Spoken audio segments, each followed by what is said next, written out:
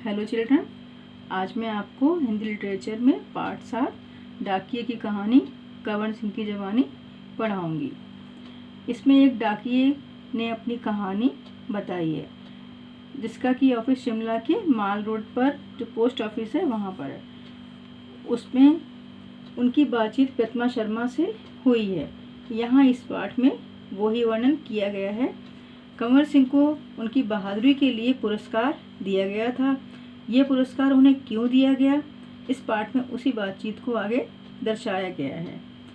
तो सबसे पहले प्रतिमा शर्मा जी उनसे पूछती हैं कि आपका शुभ नाम और आपके परिवार में कौन कौन है उनके बारे में बताइए। तो बताते हैं कि मेरा नाम कंवर सिंह है, मैं हिमाचल प्रदेश के शिमला ज़िले के नैरवा गाँव का निवासी हूँ। निवासी मतलब रहता हूँ, और मेरी उम्र 45 साल है। 45 मतलब 45 ईयर्स।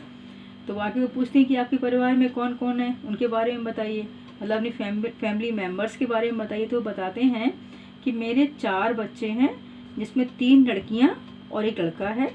2 लड़कियों की शादी हो चुकी है, और मेरा एक और बेटा भी था जो कि गांव में एक पहाड़ी से लकड़ियां लाते हुए गिर गया था, जिसमें उसकी मौत हो गई।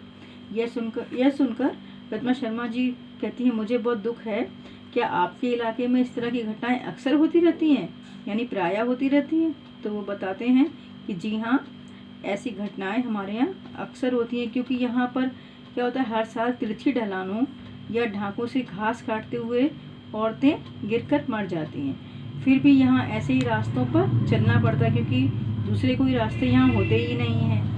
और बताते हैं कि हमारे गाँव में अभी तक बस नहीं पहुँच पाती है, और हिमाचल में हजारों ऐसे गांव हैं जहां पैदल ही हम जा पाते हैं।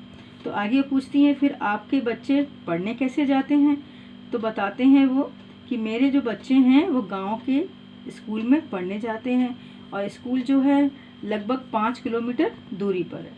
और बताते हैं वो कि मेरी एक लड़की 10वीं कक्षा तक पढ़ी, 10वीं यानी 10th क्लास तक पढ़ी है, दूसरी 12वीं तक, और तीसरी लड़की 12वीं कक्षा में यानी 12th क्लास में पढ़ रही है, और बेटा 10वीं में पढ़ता है। और आगे वो पूछती हैं कि आप जहाँ काम करने जाते हैं वहाँ आपके अलावा और कौन कौन है? क्या आपको डाकिया ही कहकर बुलाते हैं? तो वो बताते हैं कि पहले मैं भारतीय डाक सेवा में ग्रामीण सेवक था, और कहते हैं कि आज शहरों में भले ही आज ईमेल वगैरह या अन्य कई साधन जैसे फ़ोन वगैरह आ गए हैं, लेकिन गांव में आज उतनी तरक्की नहीं हुई है। वहाँ पर जो चिट्ठी आज पाने के लिए लोग डाकिये का इंतज़ार करते हैं। फिर आगे वो पूछती हैं कि हमने सुना है कि हमारी डाक सेवा दुनिया की सबसे बड़ी है, यह भला कैसे? तो बताते हैं कि सुना तो आपने बिल्कुल ठीक है। हमारे देश की डाक सेवा जो आज की दुनिया की सबसे बड़ी डाक सेवा है, वो सस्ती भी है।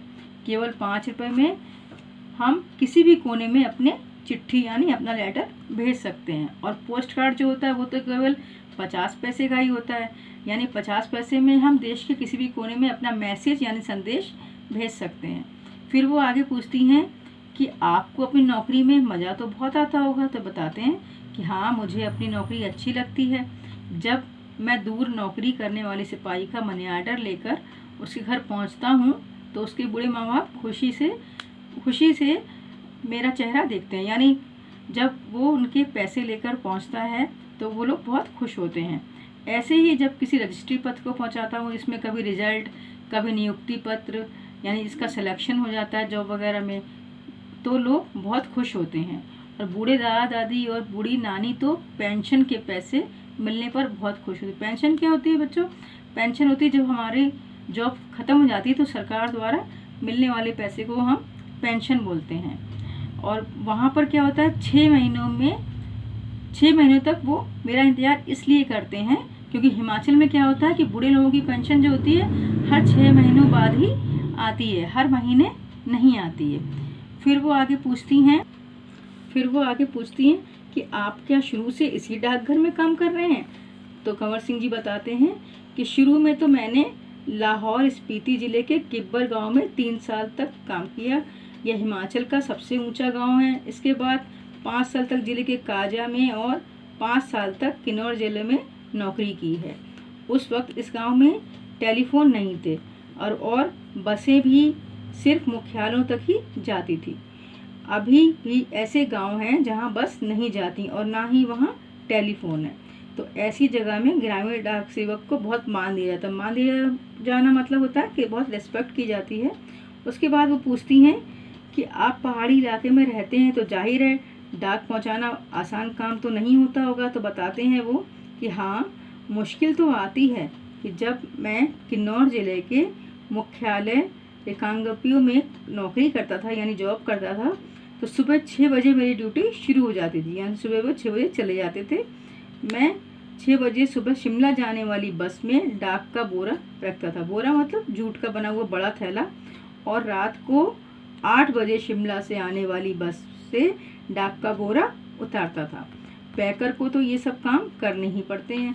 किन्नौर और लाहौर स्पीति हिमाचल प्रदेश के बहुत ठंडे तथा ऊंचे ज़िले हैं।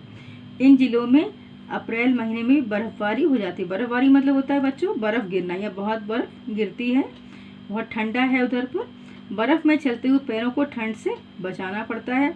वहाँ स्नोबाइट हो जाती है, यानी पैर बिल्कुल सफ़ेद हो जाते हैं, जिससे पैर नीले पड़ जाते हैं, उसमें गैंग्रीन हो जाती है और जिससे उंगलियां झड़ सकती हैं। और क्या बता रहे हैं वो कि इन ज़िलों में मुझे एक घर से दूसरे घर तक डाक पहुंचाने के लिए लगभग 26 किलोमीटर यानी 26 किलोमीटर रोजाना चलना पड़ता था। हिमाचल में एक गांव से दूसरे गांव की दूरी लगभग 4 या 5 किलोमीटर तक होती है, यानी दूर दूर होते हैं। हिमालय के गांव छोटे छोटे होते हैं। एक गांव में बस 8 से 10 या कभी कभी 6-7 घर ही होते हैं, इसलिए चलना बहुत पड़ता है। तो चलना तो खैर वो कहते हैं कि हमारी आदत में ही है, तो इतना ज़्यादा नहीं लगता। ग्रामीण डाकिये की ज़िंदगी में तो चलना होता ही है। फिर वो आगे पूछते हैं कि आपने बताया था कि पहले आप डाक सेवक थे, अब पैकर हैं, मतलब आपकी ड्यूटी चेंज हो गई, तो इसके आगे भी क्या कोई प्रमोशन है? तो वो बताते हैं कि पैकर के बाद डाकिया बन सकते हैं, बस एक इम्तहान पास करना। इम्तहान मतलब एग्ज़ाम देना पड़ता है। तो अभी तो काम के हिसाब से वेतन काफ़ी कम रहता है। वेतन मतलब होता है सैलरी बहुत कम रहती है। और वो कहते हैं कि सारा दिन कुर्सी पर बैठकर काम करने वाले का बाबू का वेतन हम लोगों से कहीं ज़्यादा होता है, और पैकर का वेतन बाबू के जितना ही हो जाता। अब तो डाकिये की नौकरी में भी बहुत मुश्किल हो चुका है। और वो कहते हैं आगे कि इनमें से जितने डाकिये रिटायर हो चुके हैं, यानी जिनकी सेवा समाप्त हो चुकी है, जिनकी जॉब ख़त्म हो चुकी है, तो उनकी जगह पर नए डाकियों को नहीं रखा जा रहा है। इससे क्या हो रहा है, इससे पुराने डाकियों पर क्या हो रहा है, काम का बर्डन बहुत ज़्यादा हो रहा है। ना जाने आगे आने वाला टाइम, आगे आने वाला समय कैसा होगा।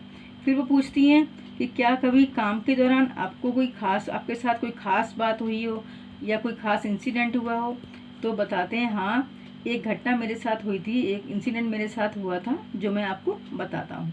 तो वो बताते हैं कि मेरा तबादला यानी ट्रांसफ़र शिमला के जनरल पोस्ट ऑफिस में हो गया था, और वहाँ पर मुझे रात के समय रेस्ट हाउस में पोस्ट ऑफिस चौकीदारी का काम दिया गया था।